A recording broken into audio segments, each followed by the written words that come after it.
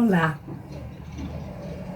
graças a Deus que a gente tem a nossa querida Casa do Evangelho, que a gente pode ser tão bem atendido,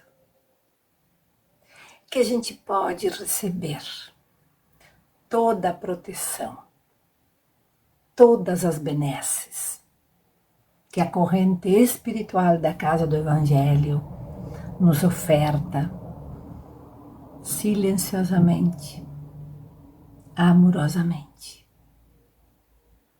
E para dar por iniciada a nossa tarefa de difusão doutrinária,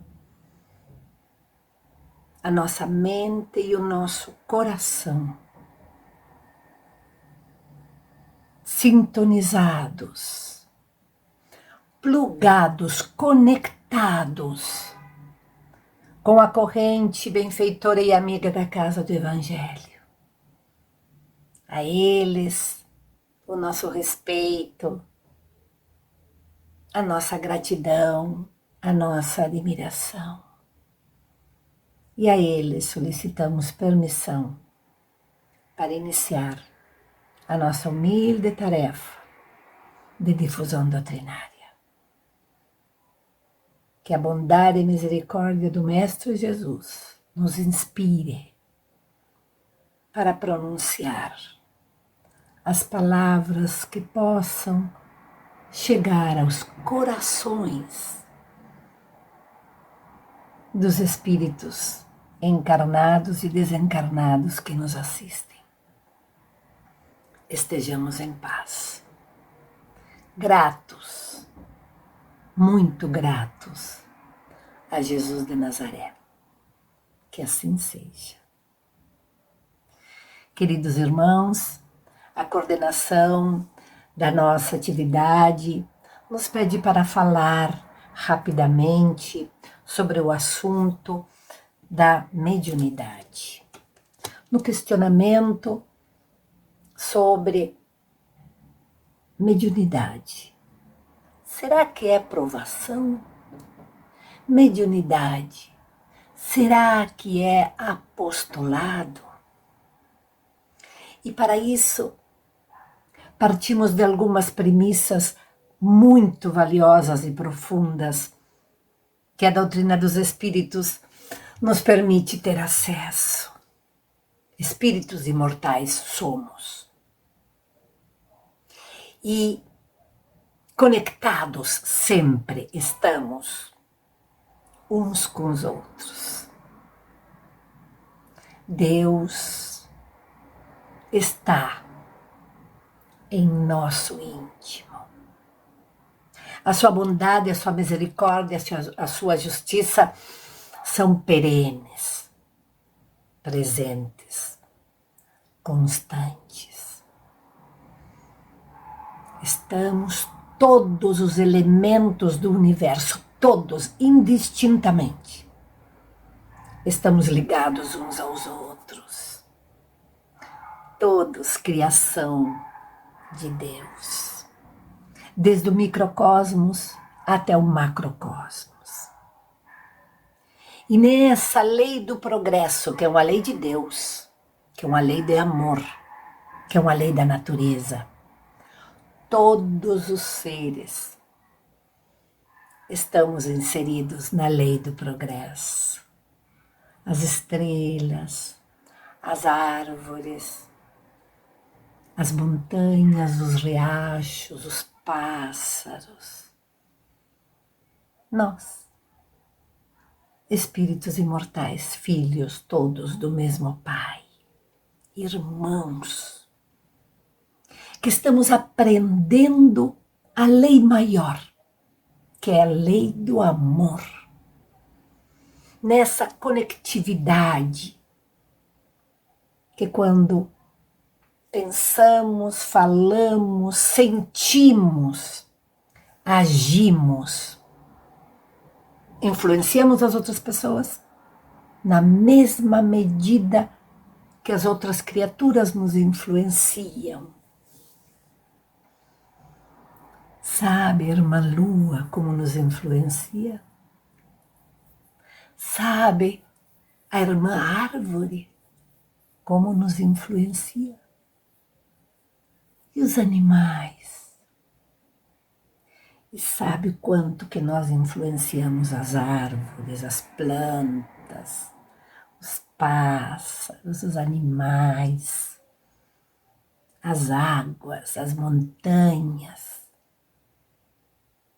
todos os outros espíritos que de nós se aproximarem, que estamos inseridos no mesmo contexto do amor do Pai por nós, para o nosso progresso, para a nossa maturidade, para a nossa paz. Então, hoje a ciência acadêmica nos avisa que tudo está conectado, que influenciamos e recebemos influência de todos os elementos do universo, como a gente é. Nós somos um elemento do universo. E amadurecemos, progredimos para a fraternidade, para o bem mútuo, para o bem de todos, para a evolução, para o progresso, para o amor verdadeiro. Jesus nos diz que Ele é o caminho, que Ele é a verdade, que Ele é a vida. E só através de Jesus é que nós vamos nos transformar em anjos. Esse é o destino, essa é a fatalidade de todos os elementos que povoamos o universo. E hoje, a bondade e a misericórdia de Deus nos dá de presente o planeta Terra. Todos os elementos que estão no planeta Terra estão ao serviço da gente, estão para o nosso bem, para o nosso progresso. E quando a gente consiga entender essa dinâmica, essas relações interpessoais, essas relações que devem ser afetivas, que devem ser amorosas, o vínculo que nós temos com o irmão riacho, com a irmã montanha, os vínculos que nós temos com a chuva, com as nuvens, com todas as criaturas. No nosso preparo reencarnatório, nos é permitido visualizar uma série de eventos, uma série de experiências que são contributivas e que nos conduzem à maturidade, ao crescimento espiritual. Uma delas é a relação interpessoal. A forma como a gente vai aprendendo a respeitar os outros seres, a entender que os outros seres têm a sua caminhada evolutiva e que esses seres podem estar encarnados ou podem estar desencarnados. São pessoas que merecem o nosso carinho, merecem o nosso respeito, merecem a nossa fraternidade. Por quê? Pelo simples fato de que todos somos irmãos. Porque todos somos filhos do mesmo Pai. Então, no nosso preparo reencarnatório, o nosso benfeitor espiritual, o nosso anjo da guarda, o nosso amparador, o nosso guia espiritual, o nome que a gente queira dar, ele nos diz: nesta encarnação, tu precisas desenvolver tais e quais habilidades psíquicas. Habilidades que nós possuímos.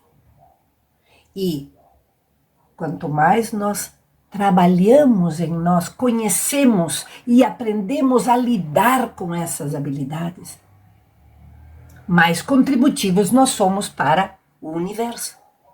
Já que todo o universo está aí para contribuir conosco, não é uma coisa lógica que a gente também aprenda a contribuir com o universo? Os benfeitores espirituais nos dizem o valor, a importância de manter pensamentos positivos, atitudes positivas, palavras positivas, sentimentos positivos. E qual é o critério? É a lei de Deus, a lei de amor, a lei da natureza. Então, toda vez que a gente pensa, sente, fala e faz de conformidade com a lei de Deus, com a lei de amor, eu estou fazendo bem para mim. Eu acho que estou fazendo bem para os outros. Fazendo bem para os outros, eu estou fazendo bem para mim. Jesus me diz que eu tome iniciativa, que eu compreenda primeiro. Aí eu vou ser compreendida. Que eu ouça primeiro. Aí eu vou ser ouvida. Jesus de Nazaré me pede que eu tome atitudes, que eu tome iniciativa, que eu vá lá e me encha de coragem e que enfrente. De que forma? Com amorosidade, com carinho, com respeito, com amizade, com fraternidade. Isso se chama caridade. E ainda o Espírito de verdade nos diz, fora da caridade, não há salvação. Fora da caridade, não há maturidade. Fora da caridade, não há progresso. Fora da caridade, não há cura. Fora da caridade, não há evolução espiritual. E como dizíamos no início, que todos os elementos do universo estamos inseridos na lei do progresso. A mediunidade, essa habilidade nossa, capacidade nossa de nos comunicar com todos os elementos do universo. Nesse preparo reencarnatório nos capacitamos, nos habilitamos para nos tornar instrumentos iluminativos. E essa habilidade de perceber o mundo, de perceber a vibração do ambiente, o olhar do outro, se a pessoa está bem, se a pessoa precisa, quem sabe, de uma mão estendida. Essa capacidade perceptiva. Allan Kardec chama isso de mediunidade. Da mesma forma que nós temos raciocínio, que nós temos atenção, concentração, memória, também temos percepção. E quando nos damos conta do nosso nível perceptivo, do quanto que a gente consegue entender a vida, primeiro entender-me a mim mesma, para poder entender a vida, para poder entender as outras pessoas. Conta-se que em certo momento da nossa vida, por ignorância, a gente andava perdido no mundo. Não entendíamos os processos do amor e guerreávamos e agredíamos com muita violência. Éramos partidários de guerras. Não entendíamos sobre a espiritualidade superior. E quem sabe vilipendiamos, violentamos, matamos, destruímos, queimamos, desorganizamos e fizemos muitas pessoas sofrer. E fizemos muitas pessoas chorar. E aos poucos, a bondade e a misericórdia de Deus multiplicando para a gente experiências iluminativas através da reencarnação, através do aprimoramento e evolução e maturidade consciencial, intelectual, vivencial, emocional, nos damos conta quanta gente boa tem para nos ajudar, quanta proteção espiritual a gente recebe, principalmente quando a dor ameaça tomar conta, quando a dúvida chega e se instala, quando não enxergamos alternativas, caminhos novos, quando não nos damos conta aonde está a solução das problemáticas, dos conflitos, das doenças e das decepções.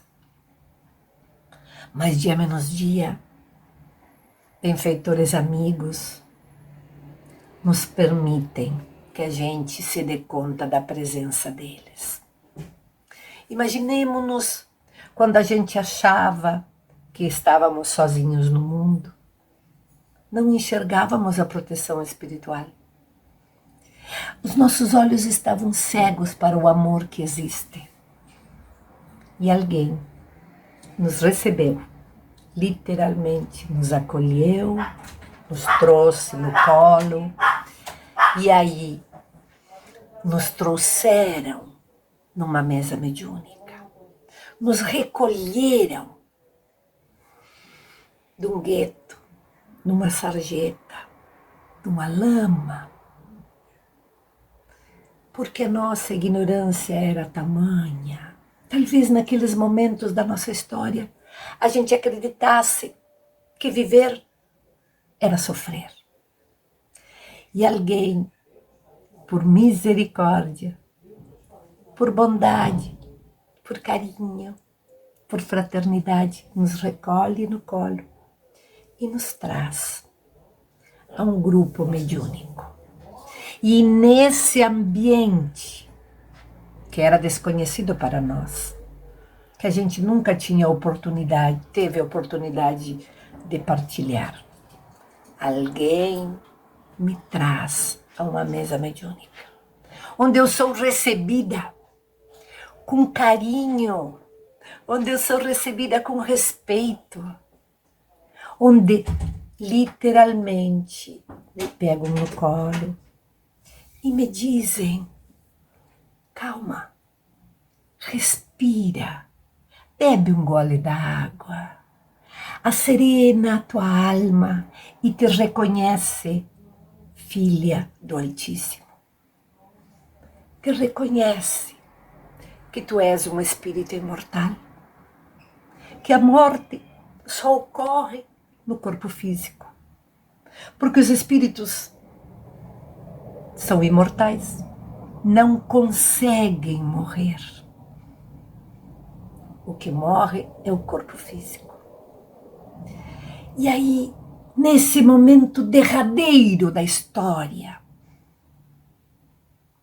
eu começo a entender aquilo que a minha ignorância obliterada pelo preconceito, pela vaidade, pelo orgulho, pelo materialismo, pela violência,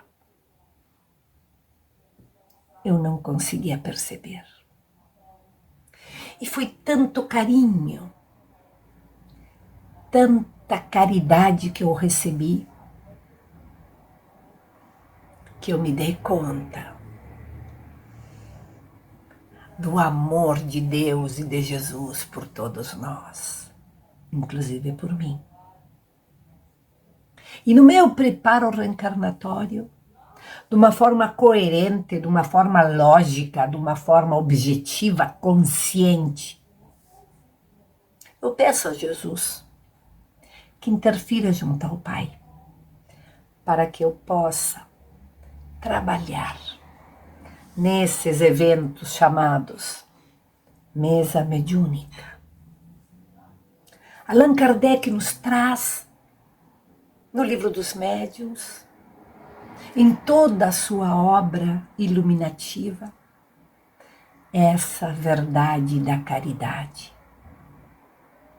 Multiplicam-se no planeta diversas religiões, cada uma com o seu papel, com o seu valor ensinando o homem sobre as verdades da espiritualidade, sobre a importância da paz, a importância da caridade, da fraternidade. Mas é ao Espiritismo que está destinada esta tarefa. Imaginemos a quantidade de espíritos que coabitamos a psicosfera terrestre, encarnados e desencarnados, a imensidade de espíritos que ainda não se deram conta que são espíritos imortais. Num mundo tão materialista e violento, tão consumista e egoísta, tem muita gente que acredita que morreu, acabou. Então, a indiferença, a negligência, o egoísmo faz com que os valores se percam, os valores da amorosidade e da fraternidade fiquem à margem do caminho. Qual é a religião, o sistema religioso que dá conta dessa imensidão de espíritos desencarnados que ainda não sabem comunicar-se pelo pensamento, que precisam ouvir a voz articulada? São trazidos numa mesa mediúnica para, numa conversa fraterna, num diálogo amoroso, entenderem a sua realidade. A realidade de espíritos imortais que são. Quando nós conseguimos entender, como diz Joana de Ângeles, quando a gente chega a uma conclusão de que fazer o bem é bom, e quando a gente aprende a seguir o imperativo de Jesus, quando Jesus nos diz assim, ó, faz para os outros o que tu gostarias que os outros fizessem para ti. Toma iniciativa. Então, chegam à mesa mediúnica a imensa maioria de espíritos que são trazidos por amor, por misericórdia, por bondade de Deus. Eles chegam num ambiente desconhecido por eles e eles têm que falarem das suas dores. São almas que sim merecem o nosso respeito e a nossa admiração pela coragem que eles têm. A maioria deles cansados de viver no mundo e não sabem para onde vão. Chegam no seu lar, conversam com a sua família e a família não lhes responde. Por quê? Porque eles estão numa outra condição. O corpo deles desencarnou. E não são todos os espíritos encarnados que conseguem identificar e visualizar os espíritos desencarnados. Olha a dor, olha o sofrimento dessa pessoa que relata, eu fui lá na minha casa, eu converso com a minha família e parece que eu sou invisível, eles não registram a minha presença. Eu vou lá no lugar onde eu trabalho, na firma onde eu sempre trabalhei, falo com os meus amigos e eles me ignoram. Já pensou que sentimento tão duro que essa pessoa está vivenciando? E aí tu explica para ele, meu irmão,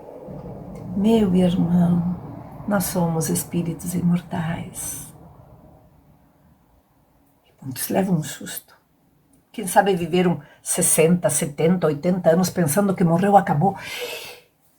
E se surpreendem com que o que eles pensaram por tanto tempo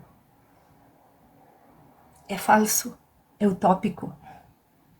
E começam a se dar conta. Eu digo, meu irmão, tu estás vivo. Tu estás falando comigo, tá vendo que tu tá vivo?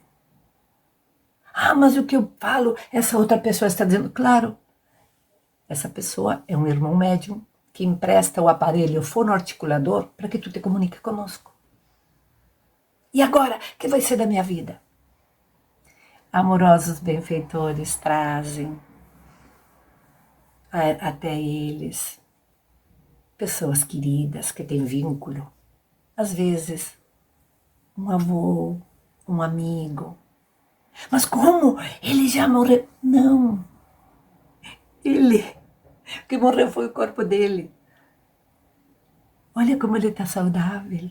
Olha como ele está bem. Então, quando a pessoa consegue enxergar uma fisionomia conhecida, ufa, que alívio. E aí, a gente diz a eles, aceita o convite do benfeitor espiritual, segue com ele. Vai, senta lá, debaixo daquela árvore. Ele tem muitas coisas valiosíssimas para falar contigo que a gente aqui não sabe.